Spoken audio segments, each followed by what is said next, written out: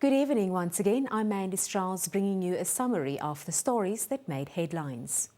President Hifikepunye Pohamba completed his 12-day national visit today with the inspection of the Gobabis-Oshinene Road, which links the Trans-Kalahari to the Trans-Caprivi Highway. The road is expected to increase trade volumes among SADC member states. The first phase of the 160-kilometre construction of the Gobabis-Oshinene Road started in November 2009 and it was expected to be finished by the end of this year.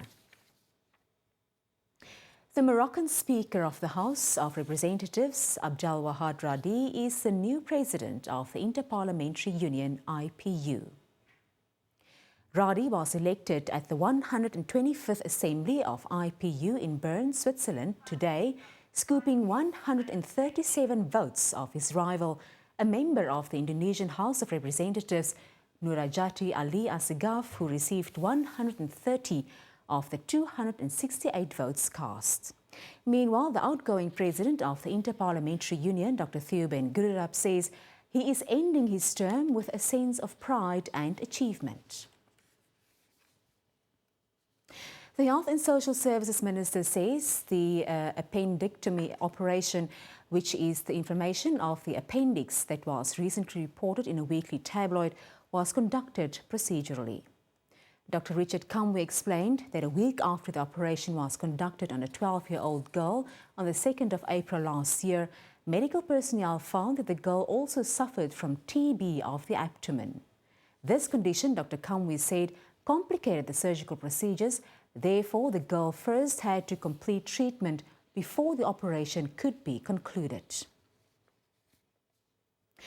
The issue of small stock marketing scheme has not been resolved despite government's intervention to advocate for value addition through policy amendment.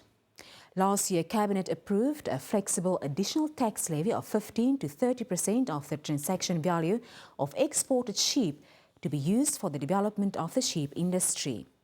The levy was meant to replace the existing quantitative restriction of 6:1 local slaughter or export ratio.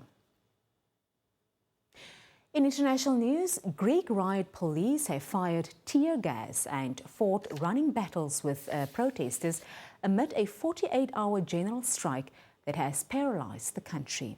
Some protesters hurled petrol bombs and stones at the police as a march by tens of thousands of people in central Athens turned violent. Many Greeks are furious at austerity plans being discussed in Parliament. EU leaders and global finance chiefs have flown to Germany to discuss the Eurozone crisis. In sports news, Old Mutual Namibia today presented cash prizes to the best performers in this year's four-legged races. The races were held in Oshakati, Keetmanshoop, Swakopmund and Windhoek. The top recipients were Reinhold Ita, who is the overall winner of the series in the men's category, while Hilaria Johannes took top honours in the women's category. That's all we had for you tonight. From all of us here in Studio One, it's good night.